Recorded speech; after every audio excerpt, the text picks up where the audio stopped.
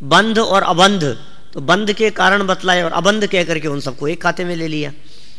जीव और अजीव या मूर्तिक और अमूर्तिक, तो मूर्तिक तो पुद्गल और बाकी जो मूर्तिक नहीं है वो सब अमूर्तिक। कितना स्पष्ट है। तो ऐसे तो प्रयोग आपको शास्त्रों के अंदर बहुत मिल जाएंगे, लेकिन लोक में भी इस प्रकार के प्रयोग कम नहीं देखे जाते। जैसे अजैन, अजैन शब्द भी हम जैन धर्मावलंबियों को छोड़कर अन्य धर्म वालों के लिए प्रयोग करते ही हैं।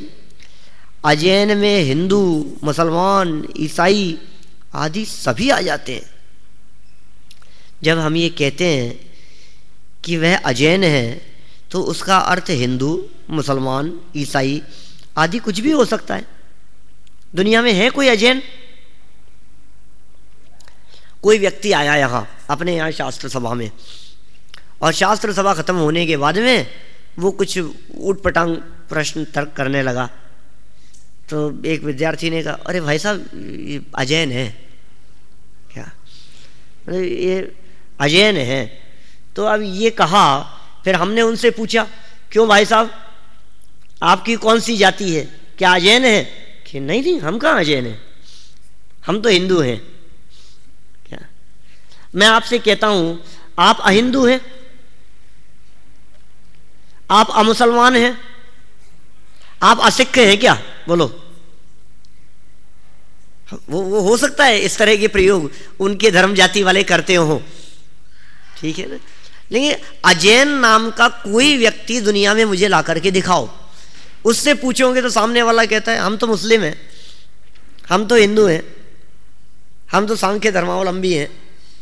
बोलो, सब अपने अपने धर्म जाति के आधार पर कथन करते हैं। हम तो ईसाई हैं साहब, हम तो पारसी हैं, हम तो बौद्ध हैं। तो अब इतने अब क्या हैं, तो अपन क्या कह सकते हैं? एक शब्द में कहना हो तो हमने कह दिया अजैन है। या फिर हमने किसी व्यक्ति को कहा कि भाई साहब ये जैनियों की सभा है, यहाँ जैन के अलावा और कोई नहीं आना चाहिए। अब कोई हिंदू आया बाहर, अब वो कहा कि यार हिंदू के लिए तो पता नहीं, हिंदू का तो मैं पूछ के आता हूँ एक बार। ये पूछ करके आया, तो कह दिया ना जैन के अलावा अलाउ नहीं है दूसरे। तो फिर दूसरा आया और वो मुसलमान था, तो इसको अलाउ करूं कि नहीं करूं? अरे जब कह दिया अजैनों को अलाउ नहीं करना है अपने को यहाँ, तो अजैन शब्द का अर्थ समझना पड़ेगा ना। अजैन माने कौन? कि जो जैन नहीं है वो सब एक शब्द के अंदर गर्भित कर लिए गए, उसका नाम है अजैन। ये प्रयोग लोक में देखे जाते हैं। ऐसे बहुत सारे प्रयोग देख सकते हो आप दुनिया में। और एक और यहाँ इसके संदर्भ में बहुत गजब बात कह दी गई, देखिए आप आगे आएगी कि जब हम ये कहेंगे कि यह काम अजैनों के सहयोग से संपन्न हुआ, तो हमारे आशय में जैनों को छोड़कर अन्य अनेक संप्रदाय वाले ही अपेक्षित होते हैं। जब हमें इसमें कहीं कोई शंका नहीं होती, तब अकाल का अर्थ काल के अतिरिक्त बाकी समवाय करने पर भी आपत्ति क्यों? बोलो, आपको ऐसा लगता है कि बाकी सारी बातें करने पर आपत्ति क्यों दिख रही है? जब काल में भी ऐसी बात घटित हो जाएगी, दुनिया में भी ऐसी घटित होती है, लोक व्यवहार भी इसी के आधार पर चलता है, और नहीं चलेगा तो फिर निषेध परक कथन हम कर ही नहीं पाएंगे।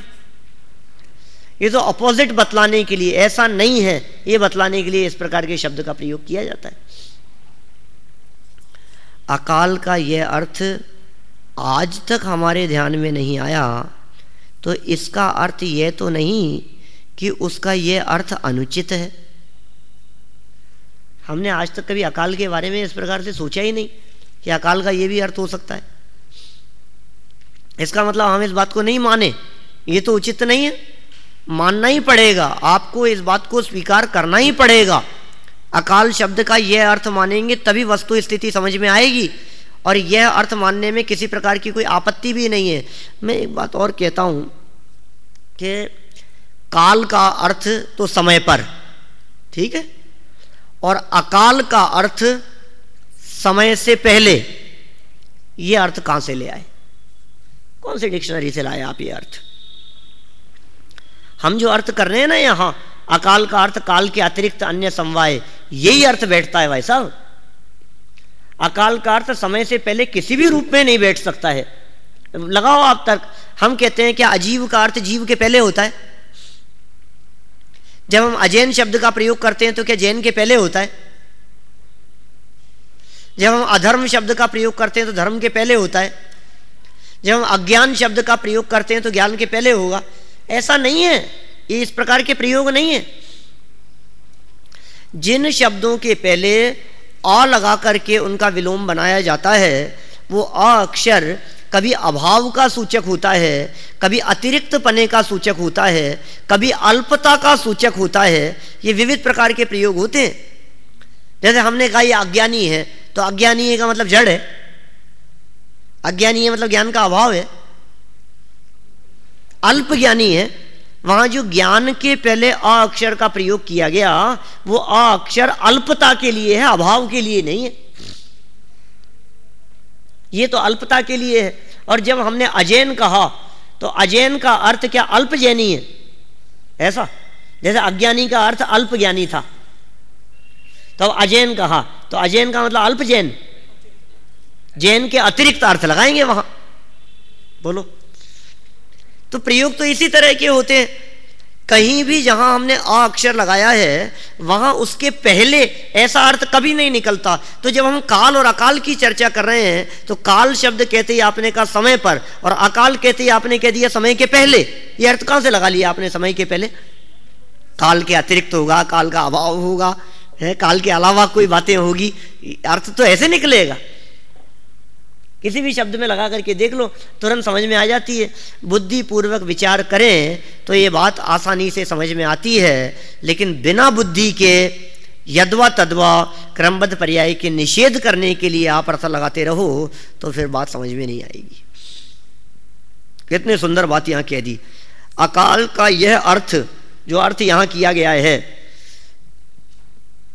आज तक हमारे ध्यान में नहीं आया। इसके अकाल का मतलब ये भी हो सकता है यार, कितने अर्थ हो सकते हैं। अकाल का अर्थ ऐसा भी होता है जब बरसात नहीं हो, क्या उसको भी अकाल कहते हैं। और वास्तव में अकाल का मतलब काल का अभाव तो हो ही नहीं सकता। देखो यदि ऐसा अर्थ लगाएं तो, क्योंकि जो भी कार्य होगा उस समय घड़ी में कोई तो टाइम होगा कि नहीं साहब ये तो ऐसे समय पे काम हुआ जिस समय कुछ भी नहीं, टाइम ही नहीं था कोई। ऐसा कैसे हो सकता है? तो अकाल कैसे कहोगे उसको?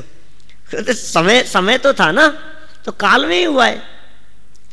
यहां जो अर्थ किया जा रहा है, ये अर्थ यदि आपने पहले कभी नहीं सुना तो उसका निषेध मत कीजिए, अपितु उसकी गहराई में जाकर उसे हृदय में उतारने का प्रयास कीजिए।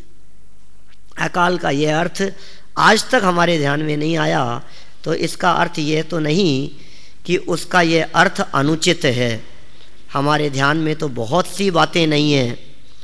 वस्तु की व्यवस्था क्या हमारे तुम्हारे तुच्छ क्षयोपम ज्ञान के आधार पर संचालित है? साहब हमें पता नहीं है। अरे तुम्हें पता नहीं है तो क्या करें?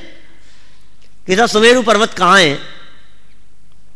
पता नहीं है। क्लास में ऐसे पढ़ा रहे थे मास्टर जी, एक बच्चे से पूछा, पता नहीं है। बेंच पे खड़े हो जाओ कि मास्टर जी अब भी नहीं दिखता।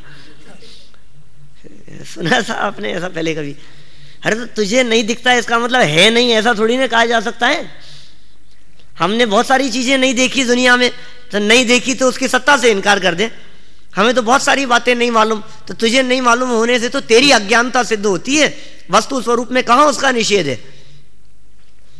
तो जितनी बातें, जितने तर्क तुम दे रहे हो, उन तर्कों से तुम्हारे ही क्षयोपम ज्ञान की कमी, तुम्हारी ही अज्ञान दशा स्पष्ट होती है, ना कि क्रमबद्ध पर्याय में कोई विरोध आता है। क्या यह बात विचारणीय नहीं है? बोलो। यदि है तो फिर एक बार गंभीरता से विचार कीजिए। विचार करने पर सब कुछ स्पष्ट हो जाएगा। इस तरह से अपन ने ये एक क्लास का प्रकरण यहाँ पूरा किया, और एक अगली क्लास के लिए अपने आगामी प्रकरण छोड़ दिया, है ना। अब आगे वाला जो प्रकरण है वो क्रमबद्ध पर्याय से रिलेटिव तो क्या है, क्रमबद्ध पर्याय के संदर्भ में सामान्य लोग जिस तरह के कुतर्क करते रहते हैं, बस उनका निराकरण है। आपको प्रश्न पढ़ने से ही मालूम चल जाएगा। इतना बड़ा 1 पेज का तो प्रश्न है, पूरे 1 पेज में प्रश्न दिया है 18 नंबर का। और दादा ने भी उस प्रश्न का समाधान बिल्कुल एक एक पॉइंट उठा करके, कि तुम्हारे प्रश्न में जो जो पॉइंट थे ना, उन सब का बहुत सुंदर विवेचन किया है। मज़ा आएगा आपको क्लास को पढ़ने में। अपन कल पूरा करेंगे इसको। आप लोगों की जैसी भावना थी तदनुसार मैंने इसको रोक लिया। क्रमबद्ध था ऐसा।